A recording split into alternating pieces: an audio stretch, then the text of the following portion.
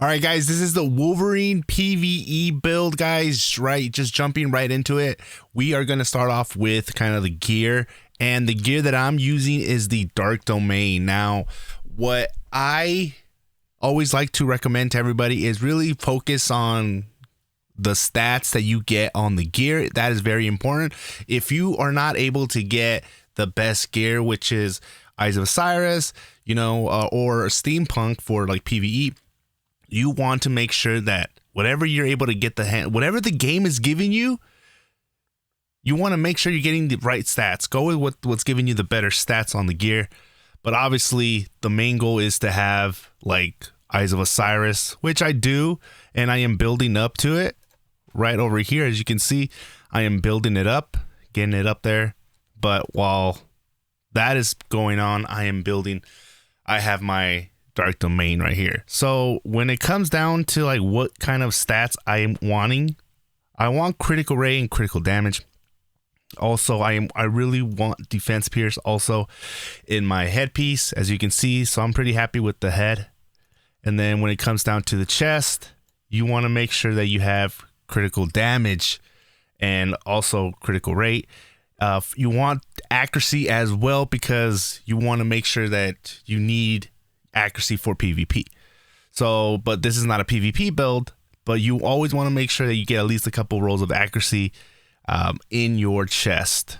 It's like, it's a pretty much a must. So when it comes to the arms, I have 2 critical damage decrease, status effect resistance, guard damage decrease, defense, critical damage decrease being the one that you really want to make sure you go for with Wolverine. When it comes to the boots, it's very important that you get these 3 things in here. Mainly cooldown decrease and stamina recovery, because with Wolverine, the build that I have it requires a good amount of stamina and a high amount of cooldown. But with that 5th one being ultimate gauge recovery is just the little cherry on top. Now, obviously, what is the best gear for Wolverine? Now, if I'm only focusing on PvE, if that's the only thing I'm focused on, then Steampunk. But if I'm focusing on a build for PvP that will still do good in PvE, Eyes of Osiris, hands down, no argument there. But that's it for those 2. Okay. Now, when it comes to badges, since I just try to make sure that I have critical rate or critical damage on my first 2 top ones. So as long as I'm getting critical damage or critical rate, I'm happy with it. With these, the 3rd and 4th ones, critical damage decrease, as you can see, are the ones that I'm looking for. I don't really care about dodge rate. And the last 2, the 5 and 6, ultimate gauge recovery and stamina recovery or cooldown decrease. Those are the 3 things that I'm looking for. So as you can see, I am pretty happy with this. Now, as for my PvE build, I'm at 1.9. And if we bring this little chart up, we have my accuracy is at 150. That really doesn't matter. Critical rate is at 70. Critical damage is at 232. Which I'm very pumped up about that one. Critical damage decrease 86%. Defense pierce doesn't really matter, but I am happy that is at 60. Cooldown decrease is at 32. The higher you can get that, the better. But 32, I'm liking the way it is. On my PvP, it's almost maxed out. Now we have the status effect, accuracy, PvP damage. Those are just so you guys can see what my PvP is looking like. And look at my supervillain damage, 55.2. I have a specialization that's going to increase that to max it out and go over. But now that we're done with that, let's jump into the skills. Now for the skills, I am using, let me change it to this guy right here. So this is what I have. Okay. So this is what I've been using, and I've been loving this one. Now, the way it's set up right here, this is for like single targets. And I have this because I'm able to do a lot of skills. I'm spamming skills. The cooldown is low on all these skills, and I'm doing damage. And later in this video, you're going to see this in action and show you guys exactly why I enjoy this one. And I've tried, for example, the hardest skill. One of the hardest ones that he has is this one, but I kill him faster with this one because it's a low cooldown. I'm able to use it more and more, and I get my ultimate and stuff like that. And it just, the synergy that this set has, it goes well with each other. Now, we start off with the morale boost. This is going to increase your attack by 20.6% and then recovers the ultimate gauge. So you're going to get your ultimate gauge fast, and you're going to increase your attack. And it's the first one you always want to have it as, because it's going to increase the attack for all these other skills, as long as you use it within 12 seconds. Now, the second one that I use is the Fatal Pull. Now, the reason why I use this one is because it stacks Rapture, but it has a really low cooldown. It's like 3-second cooldown, guys. It's like a 3-second cooldown with the cooldown percentage that I have. I only have to wait about 3 seconds, and I'm loving that because I'm able to spam this skill. Even though it doesn't do a lot, I'm stacking Rapture. That's the main thing here. And then I follow that with the Laceration Wheel. Okay, so now we are rapturing people. Now it's time to lacerate your ass. And this one is a low cooldown, 13.7%. And then it decreases HP recovery by 50% for 7 seconds and deals damage on target relative to 133.7% on attack per second. And it also decreases attack by 25% for 7 seconds. And it's a medium when it comes down to guard break, but it does 600% damage. I'm liking this one. Also, if you're doing this in a group, you're hitting front and back. That's why I like this one. The fourth one that we're going to go with is one of the Involved Hunters classes. And this is the first one, guys. The first one. I know, it's crazy, huh?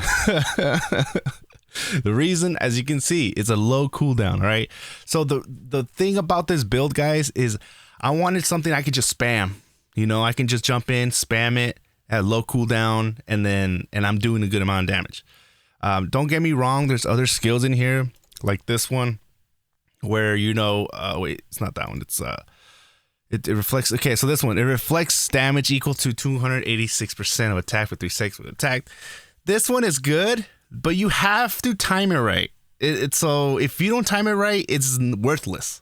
You have to time it right. If you're able to time this right, this is definitely one to think about adding in there. But for me, I like to just go in, just start spamming and being able to do a lot of damage. And what I have is doing the job, guys. And trust me, give this a shot and it won't let you down. So after we do for the fifth skill, as you can see, we go one. That's the first one. It's a low cooldown. And then it has a high speed. It has a good amount of damage, 653. I mean, it's like a night and day when it comes down to, you know, almost one that's almost gives me 200,000%. But wait, that one gives me 2. But look at the cooldown for these ones. So this one is 653 damage, but I'm able to do this faster. Now, the reason why I have these is because I have a specialization that every time I use a Evolved Hunter. Every third time I use an Evolved Hunter skill, it increases my ultimate gauge recovery by 15%. So I'm able to use these, and the low cooldown, I'm able to use these more often, making me get the ultimate even faster. That also plays a role with when it comes to like doing mobs and stuff like that. I've noticed that I get like within 30 seconds, I get my ultimate. And I'm still not done min-maxing. But so that's pretty much it for what I like to go with. I use this on everything. And then we're going to go into when it comes to like Omega cards, I just honestly, guys, I go in here and whatever I am lacking in, I try to just fill that gap. So when it comes to like exclusive stats, I'd rather have HP recovery or cooldown decrease. Mainly cooldown decrease. And critical damage. If I don't get good rolls on my chest with critical damage, I want to get critical damage on my cards or critical damage in my badges. If I don't get it nowhere, then I have to make sure that I can put them in with my badges. But if you're getting good amount of critical damage in your badges or your chest pieces and stuff like that, you're going to want to you won't really need critical damage in here. You want to make sure that whatever else, if you're lacking in critical rate, you want to make sure you throw in another critical rate card in there. But yeah, so when it comes, I prefer the whole, teach a man how to fish, feed him for a lifetime, then just, this is the set, go for this set. The best way is just to kind of just look for what you need and just try to get these cards. These are the cards that I'm using. Why do I use these cards? Because these ones are giving me, I need critical damage and super villain because for the single target hits. And this right here does good. I am liking these ones. Now, when it comes to like enhanced potential, as you can see, look, I'm still building it. And you're going to see later in this video that I'm doing good. I'm doing real good. I'm loving Wolverine, guys. I am loving Wolverine. And we are not even fully done with them yet. I'm super excited to see what, is full potential. But jumping into the specializations, guys.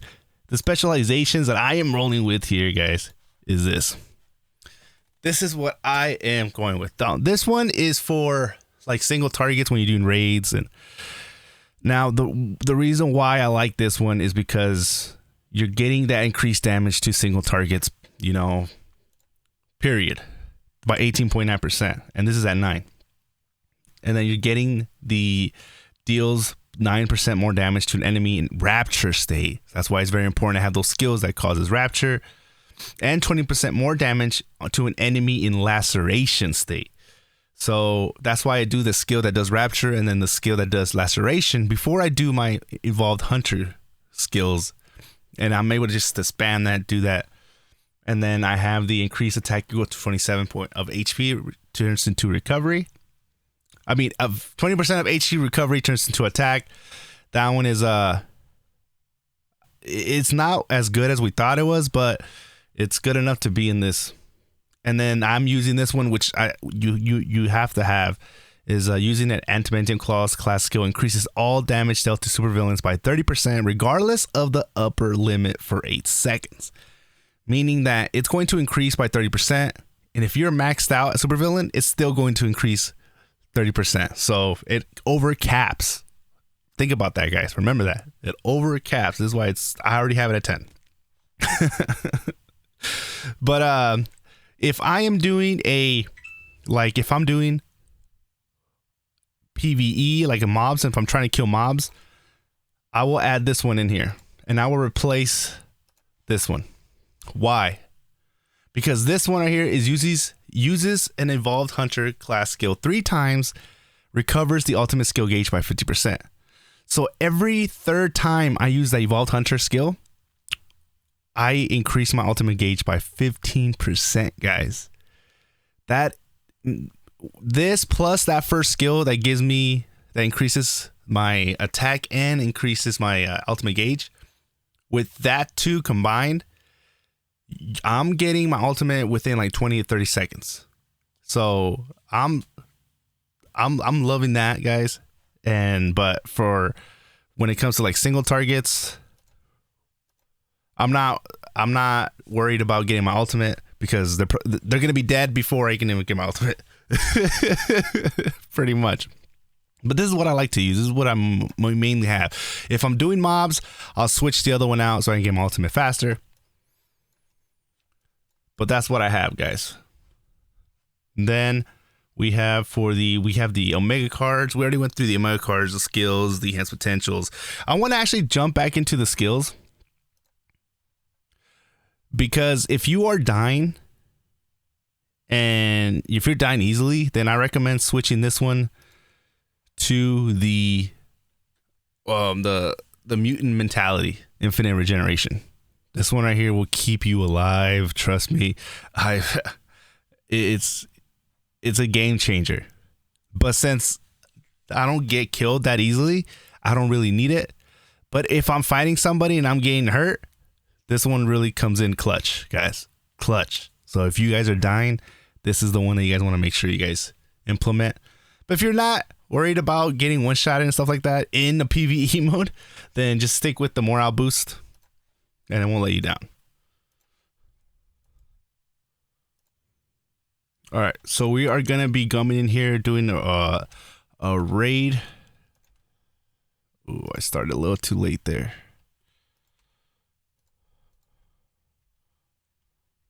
But you guys will be able to see this in action. Start off, get that attack boost.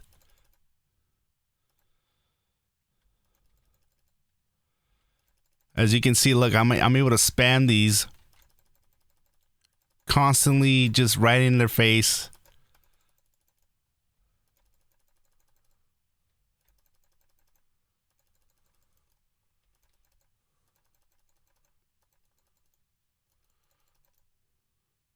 And then done. There you guys have it, guys. There you guys have it. How long did it take us? 39 seconds. 39 seconds. He's not fully maxed out yet. Let me know what you guys think, man. This is the PvE build that I've been using and I've been testing it. And guys, this is just the one that I recommend. Make sure you guys have Eyes of Osiris. And if you don't have Eyes of Osiris, Steampunk will be the second special. Or make sure if you don't have that type of RNG luck, make sure that whatever you're using, it has the focus on the stats. If you're getting better stats on like Midgardia, Sakar, might think of that while you're building up your special gear. Because at the end game should be having a fully nano special gear, right? Even if it's gonna take a while, slowly start building on the side. But try this out, guys. Let me know what you guys think. This right here is the best one that I found that I've been testing out. I've tried other ones. This one right here is just fits more my style. So let me know what you guys think. I'll catch you guys next time.